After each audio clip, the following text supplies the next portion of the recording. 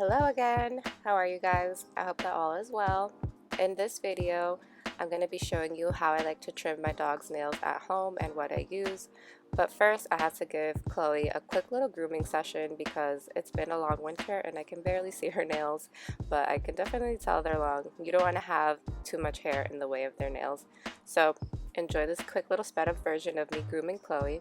But if you are interested, I have a video where I go into a lot more detail of how I groom my dog at home. So I'm going to link that down below, and don't forget to subscribe so that you can see more videos like this in the future.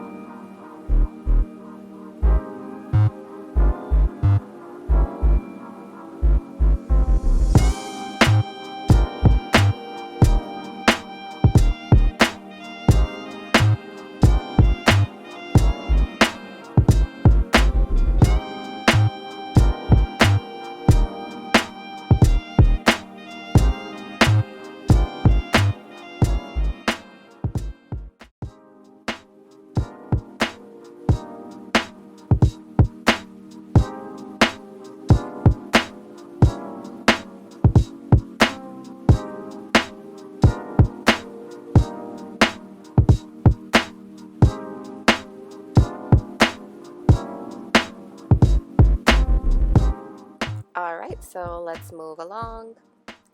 When I decided that I wanted to groom my dog at home, I started out using a nail clipper for dogs. Now, it's not a bad thing to use.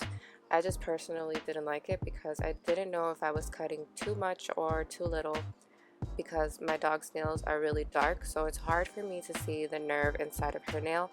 So I didn't want to clip her and hurt her or anything like that.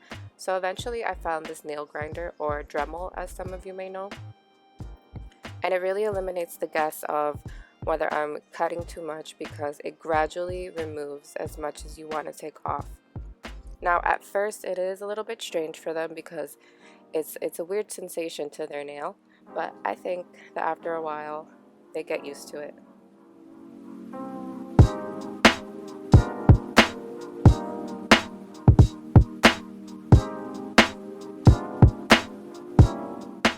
While Chloe takes her little break, I thought I'd show you how loud a nail grinder is.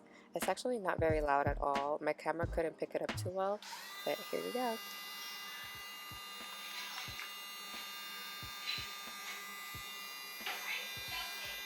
Here's the difference between two of her nails. That's the difference of how much I took off. And here's the difference between two of her paws.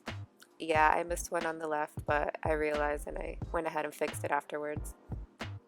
Now, something that's really important that I wanted to mention is that you may not have noticed, but dogs have a fifth claw. It's called the dew claw. And if your dog is as furry as Chloe, you can see I'm pulling back all the hair just to be able to see it. You want to make sure that you always keep this as short as possible because it will follow that curved shape that it has, and it will grow right back into their skin, and that can cause an infection, and you want to avoid that at all costs.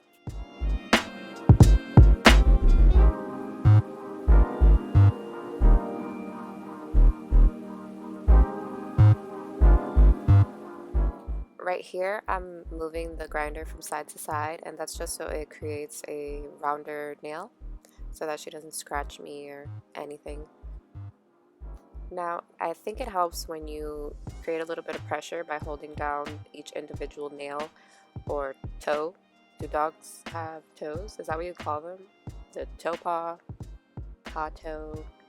I don't know. Let me know in the comments down below if you know the proper term for that. When you create that little bit of pressure, it makes sure to reduce the vibration that they feel in their nail, and I think it just helps them with grinding their nails.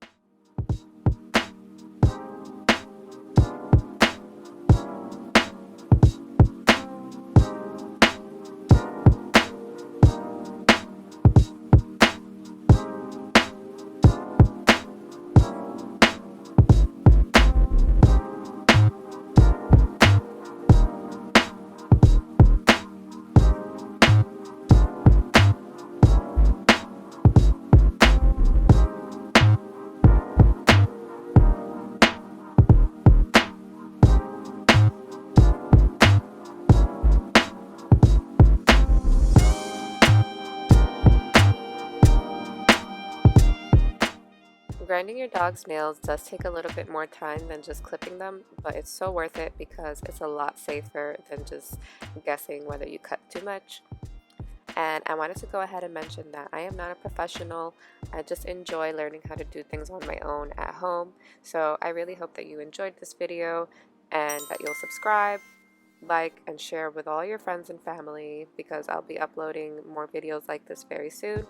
So bye-bye until next time, and thanks for watching.